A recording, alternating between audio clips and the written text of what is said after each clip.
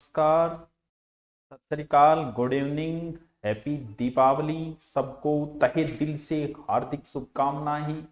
मेरे राम आए हैं अवध में तो स्वागत तो बनता है। वो बात अलग है कि पटाखों पे बैन है।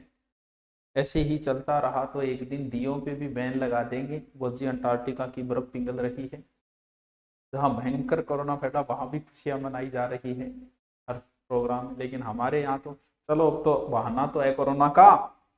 इससे पहले भी लगे जब कोरोना नहीं था, चलो कोई बात नहीं, लगना भी चाहिए जहां पर प्रदूषण ज्यादा हो, लेकिन जहां न हो वहां तो नहीं होना चाहिए। चलो ये चीज तो मैसेज आ रहे थे तो लगा था कि मैसेज इन स्क्रीनशॉटों को शेयर करें। लेकिन जब बेरोजगार बन के देखते हैं तभी असफल तो हम भी हुए थे। तो ऐसा अगर बेरोजगार बन के देखें और आज मेहनत करके भी जिसके 120 आए, 115 आए, उन पे क्या गुजर रही होगी। क्योंकि एक मैसेज आया मेरे पास कि सर मेरे 115 बने हैं, तो 115 बने सर, मेरा होगा कि नहीं होगा। ये इमोजी था रोने वाला, क्योंकि परिस्थितियां समय के अनुसार, धर्म की परिभाषा होती है, शब्दों की परिभाषा समय के अनुसार होती है हमेशा। राम नाम सत्य है, ये वाक्य बहुत अच्छा है, लेकिन ये शादी में बोलने लायक नहीं है। सॉरी, ये वाक्य भी बहुत अच्छा है, लेकिन जब डॉक्टर बोलते हैं ना सॉरी, तो परिस्थिति आज से अगर मैं किसी के नंबर शेयर करता हूं, स्क्रीनशॉट के 145 बने, तो इसके 120 बने, क्या उसने मेहनत नहीं की यार? उस पर क्या गुजरेगी? गुजर तो रही है, क्योंकि जैसे ही आए आज तो दूध वाले को भी पता है, वो भी आते हैं बाहर लंबा रहा है, मुन्नो थार बी एड तैयारी करा, कितना नंबर बना। फोन की घंटियां उनकी भी बज रही होगी, टेंशन क्या जवाब दे। 115 बने, सामने वाला सांत्वना दे रहा है, कोई बात नहीं, हो जाएगा, आपका हो जाना चाहिए। जबकि सांत्वना उसे भी पता है कि होगा कि नहीं होगा, ये इस चीज का सबको पता होता है, लेकिन सांत्वनाएं तो दी जाती है।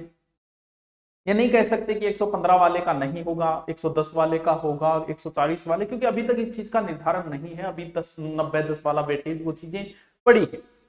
लेकिन कहीं ना कहीं आदमी इस चीज से फिर बाहर निकलना चाहता है, क्योंकि मेहनत तो उसने भी की है यार। 120 वाले ने भी की है, 110 वाले ने भी की है, 110 भी ऐसे तो नहीं आते, मेहनत तो उसने भी की है। तो वो बाहर निकलना चाहता है कि चलो यार नहीं हुआ, चलते हैं कहीं एकांतवास में, चलते हैं, मान लो खेत जाके बैठ जाता है। फिर वो जिनको अपने गुरुओं को फॉलो करता है और चलो उनके देख लेते हैं, उनको देखिए तो वहां भी सिर्फ सफलता वालों की ही चर्चा हो रही है। कोचिंग तो देखता है, कोचिंग वाले भी उसी की चर्चा कर रहे हैं जो सफल हुआ है। तो भाई क्या उसने मेहनत नहीं की जिसकी 115 आई? मेहनत तो उसने भी की है। और कोई व्यक्ति कैसे दावा कर सकता है कि मेरे पढ़ाई हुए सभी सफल हो गए? सफल तो उतने ही है, जितना परसेंटेज हमेशा रहता है वही सफलता का परसेंटेज है।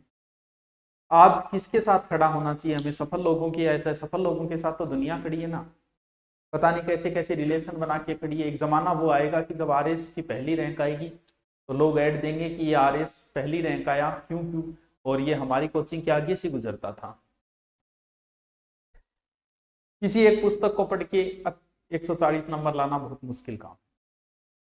किसी एक संस्था से पढ़ के 2 महीने पढ़ के, ये बहुत मुश्किल कार्य।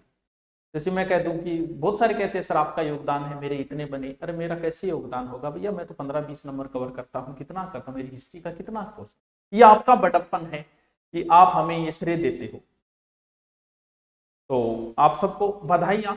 लेकिन जो डिप्रेशन में है उनके बारे में भी सोचना चाहिए। ये 140 145 की मार्कशीट दिखा के उन लोगों को डिप्रेशन में मत करो, आज उनको मोटिवेशन नहीं मिल रहा। ये चीज तुम भी जानते हो और हम भी जानते हैं कि आज जिसके 125 बने उसको 145 वाली मार्कशीट दिखाएं तो उस पर क्या गुजरती है, क्योंकि 125 वाला तो दुविधा में फंसा हुआ है कि होगा कि नहीं होगा। और वो भी सोचता है यार मैंने भी तो ये किताब पढ़ी थी, मैंने भी इतनी मेहनत की थी, मेरे साथ क्या हुआ? वो तो वो 3 घंटे का दुर्भाग्य है कि किसी का साथ दे दिया, वो आगे निकल गए, कोई रह गया तो रह गया। तो ये मत सोचना कि तुम्हारे 115 आए, तुमने मेहनत नहीं की, तुमने भी मेहनत की है। और ये निर्धारण, ये 10-15 नंबर का जो अंतर है, वो कोई तुम्हारी योग्यता का निर्धारण नहीं करते।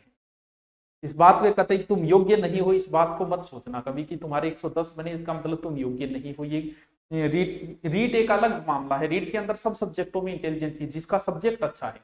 बहुत सारे अध्यापक जो सेकंड ग्रेड, जो बहुत सारी स्कूलों में, प्राइवेट स्कूल कॉलेज में पढ़ा रहे हैं, उनका सिलेक्शन रीट में बहुत मुश्किल है।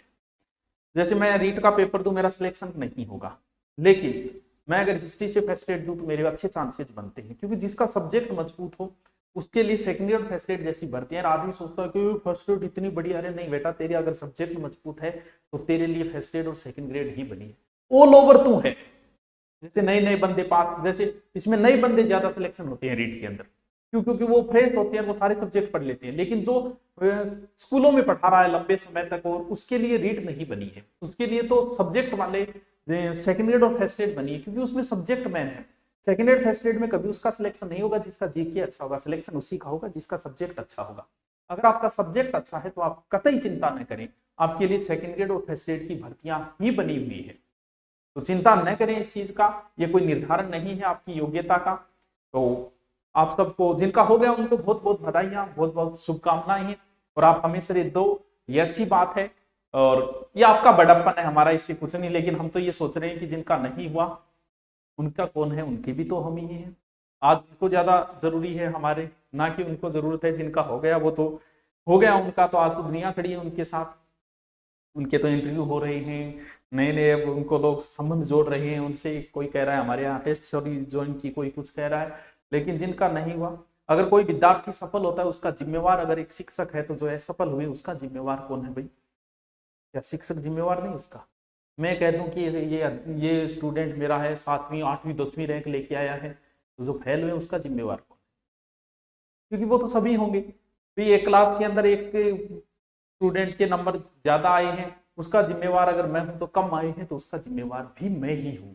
तो हम इस बात पे विचार करें कि जिनके नहीं हुआ, जिनके कम नंबर आए, तो उन पे हमें क्या करना चाहिए, हमारी ओर से क्या सुधार करनी चाहिए। हमने पूरी कोशिश की है, जिनके अच्छे नंबर आए उन्होंने ठीक है बधाइयां दी, जिनके नहीं आए तो कम नंबर आए तो सुधार करेंगे हम, और अच्छा सुधार करेंगे। आप भी अपने अंदर क्या कमियां रही आपके अंदर, उन चीजों का सुधार करो आप, क्योंकि एक ही कक्षा में 100 बच्चे पढ़ते हैं, सफल होने वाले 7 या 8 होते हैं, असफल होने वाले जल्दी। एक बार एक ऐड आया था, बहुत पहले की बात है, अखबार के मैन प्रश्न में एक ऐड आया, उसमें सिलेक्शन वालों की लिस्ट थी, अखबार का पूरा जैकेट बोलते हैं, उसमें लगभग 50-60 फोटोएं थी। बोल देखो गुरुजी ने कितना सिलेक्शन दिए। बिल्कुल यार, बहुत सिलेक्शन दिए, 60 सिलेक्शन। बेटा तुम बेरो कितना पढ़ाया? गुरुजी वो खोल बेरो ने 20,000 बच्चे पढ़ाए, तो ये सिलेक्शन कितने?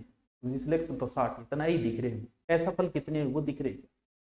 मैं आज ये बखान करूं कि मेरे यहाँ से रीट में मान लो कि 5,000 हुए, लेकिन ये भी तो देखो मैंने पढ़ाई कितने। सिलेक्शन का आधार तो ज्यादा पढ़ाएगा वहां ज्यादा निकल जाएंगे, लेकिन आंकड़ा वही रहेगा, 100 में से 7, 8, 10 का आंकड़ा ही रहता है। हमें वो आंकड़े दिख रहे हैं, असफल कितने हुए वो हमें पीछे का आंकड़ा दिखाई नहीं देता।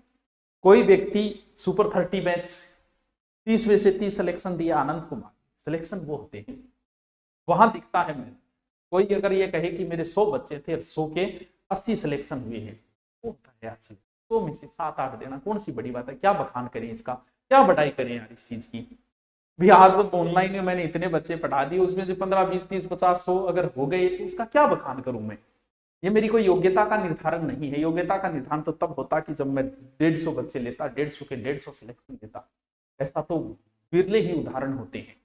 तो आप सबको बहुत बहुत बधाइयां, चिंता न करें, बहुत सारी भर्तियां आपका इंतजार कर रही है, अपने आप को संभालिए। ये कोई योग्यता का निर्धारण नहीं है।